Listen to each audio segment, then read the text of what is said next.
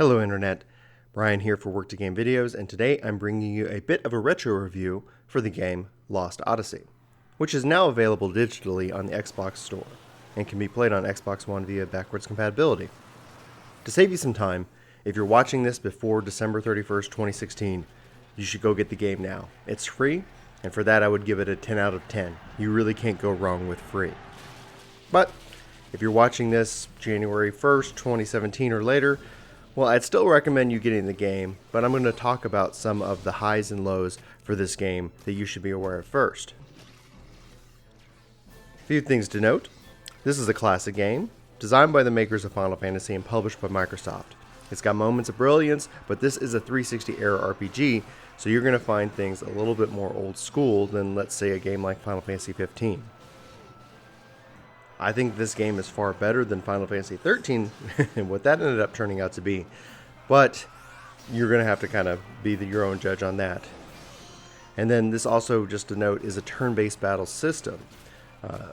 But they did add a system called the ring system, which encourages you to hold down the right trigger and release it at the right time for bonus damage. It's a fun interactive mini-game to the main battle system that really kind of changes things up. So just note, this is a turn-based classic JRPG for the Xbox 360. So when Lost Odyssey first came out, I played it for a bit, but the loading times for the battles were just awful, and I mean awful. After a few hours of playing, I decided that I would go back to this game once they fixed the loading issues, which eventually they did. Microsoft eventually allowed the ability to install games on your Xbox 360 hard drive, which dramatically improved loading long enough for me to actually go back and finish the game and all the DLC related to it several years ago. That when I say that the loading times made a huge difference, I mean it. In fact, the overall experience and enjoyment of the game came from that aspect. So I am also happy to report that running this game on an Xbox One via backwards compatibility is even faster than installing it on the hard drive of Xbox 360. I was worried or interested to see if that actually happened, and I was really surprised to find that how snappy it was for loading on the Xbox One. So I'd rate that enjoyment level much higher than my previous two playthroughs, or my first attempt, my completion, and then now playing the game this time. Okay, so a couple other notes. I found the story to be fun and interesting, but most of the depth really comes from the 1,000 Years of Dreams. It's these kind of narrated, not audio narrated, but the guided story that's a lot of text reading. But it's some of the most in-depth that I found when it came to the various characters in the game that you're playing. So if you're not aware, you're playing a couple characters who are called immortals. They've lived for a very long time, and surprise, surprise, they've lost their memories. So there's some very, I guess, standard JRPG tropes or some storytelling tropes that come into play here. But the 1,000 Years of Dreams really kind of shows some of the suffering and the tragedy that it is to be immortal, that it is to live such a long life. And the various, especially when everybody around you does not share the same ability. So falling in love, having a family, and watching that family grow and eventually die. You know, it's it's deep is really what it is. So some of the other story moments are somewhat laughable or interesting, but all in all, I think the story was decent, and I enjoyed it very much. So from a battle and a kind of how the system's going to play out. So in typical JRPG fashion, you're going to end up having a party of 5. You're going to have front row and back row abilities. Characters you're going to come across are going to offer different opportunities and different strategies for how you play the game. The battle system is definitely ahead of its time with the ring system and how that they integrate the cinematics and the fights together. I thought that was really well done.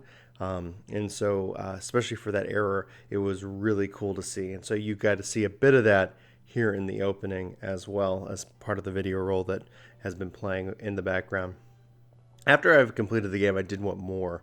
but we never really got it. So we had some DLC, and the DLC I thought was really great. Some really interesting bosses to fight and clear. But I don't necessarily know that you might have to buy that right away. I would recommend playing through the game first and then evaluating if you want to pick that up. If you aren't a fan of a JRPG, this is not going to turn you around. But I'm not going to stop you from spending your money. I would just, if you're just not a fan of JRPGs, and you know it if you are, if you aren't really, then I would not pick up this game. But if I was going to give this game a score, kind of from a 1 to 10, kind of break it down to the following.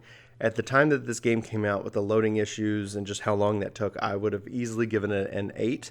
It was both beautiful, interesting, and I'm a fan of the RPG, so I was enjoying myself, and then eventually decided to take a break. Once they added the ability to install the game and the loading issues dramatically improved, I would have rated this game as a 9. I found that it was fun, enjoyable, and just interesting.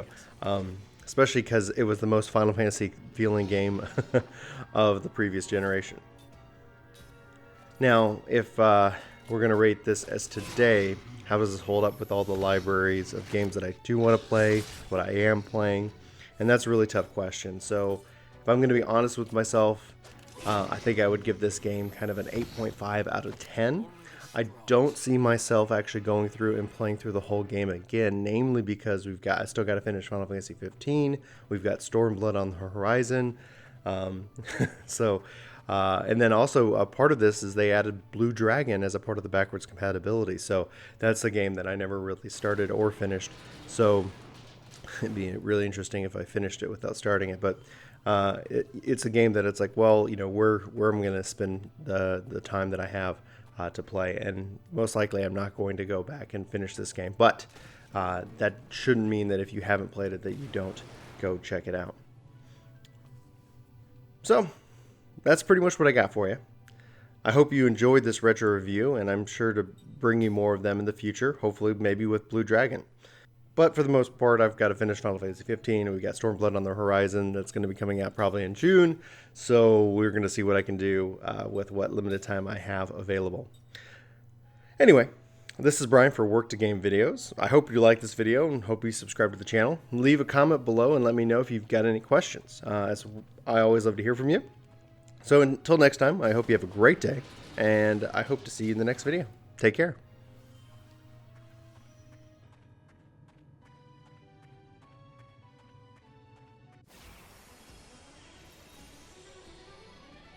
Out of my way.